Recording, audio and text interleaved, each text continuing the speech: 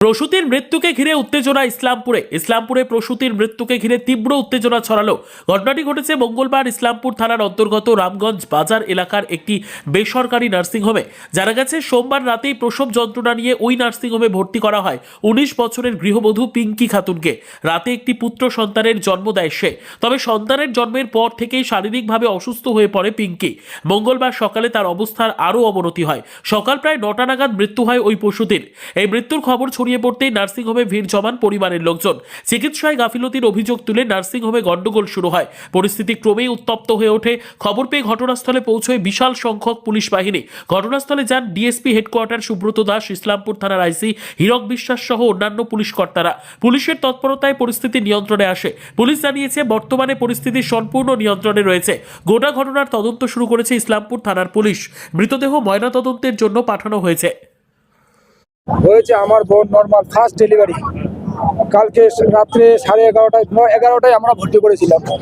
ওদের স্বামী স্ত্রী নিজে ভর্তি করেছিল, স্বামীর পরিবার আমাদের ফোন করলে আসলাম, আসে দেখলাম তখন আমরা আস্তে আস্তে ডেলিভারি হয়ে গেছে, সিজার হয়ে গেছে, ছেলে হয়েছে, ছেলে বর্তমান ভালো। আমরা আসে দেখলাম পেশেন্ট সিজার করার 2 মিনিট বেডে দেবার পরেই সিজার কাঁপতে শুরু করেছে। পেশেন্ট উত্তেজিত, ব্যথা, শরীর একদম কিছু নাই, বলছে আমার হাত কাঁপতে শুরু করছে। আমরা বললাম কি সমস্যা? ডাক্তার বলছে কোনো সমস্যা নাই, ডাক্তার নাই। ওরা নিজে করেছে কি হয়েছে, ডাক্তার তো নাই। ইমানের ছেলে আছে, ওর ছেলে দুইটাকে বললাম কি হয়েছে, বলছে তোমরা টেনশন করো না, আমার ডাক্তার বর্তমানে আমি বসা রাখছি এবং ডাক্তার করে ভাই। পেশেন্ট উত্তেজিত, না হলে আমাদেরকে দিয়ে দেন, আমাদের পার্সোনাল গাড়ি আছে, আমরা নিয়ে যাবো ইসলামপুরে, আমরা নিজে চিকিৎসা করব। বলছে তোমরা টেনশন করো না, আমার ডাক্তার আছে। আমি বলছি ডাক্তার তো নাই রে, 3টা শুধু মেয়ে ছিল আর ও 2 ভাই, বাস তা থেকে আমরা কিছু দেখতে পারলাম না। উত্তেজিত অনেক, তা সত্ত্বেও আমরা একটু থেকে চলে গেলাম। তখন ঠিক আছে সকালে আসবো। সকালে না আসার পরে আমার কাকিমা ওর মাকে রাখিয়ে গেছিলাম, ও ফোন করছে সকালে, ও একদম উত্তেজিত, বুড়ি উত্তেজিত, একদম থাকতে পারছে না ব্যথায়, পা হাত একদম মানে বিঘারের মতো, বিঘার সিট থেকে বাইরে উঠে চলে যাচ্ছে। আমরা বললাম পেশেন্ট ওদেরকে বলো, ইমামের ছেলে আছে, ওর ছেলে দুইটাকে বলছে, ওদের ডাক্তার আছে, বলতে ডাক্তার কই, কোনো অ্যালার্ট নাই, শুধু স্যার আমরা সিজারিয়ান পেশেন্ট মারা গেছে সকাল 8:30 9টায়। ভুল চিকিৎসায় স্যার, ভুল চিকিৎসায় আমরা 10টা পেশেন্ট এরকম আমরা চলম থেকে সিজারের পেশেন্ট।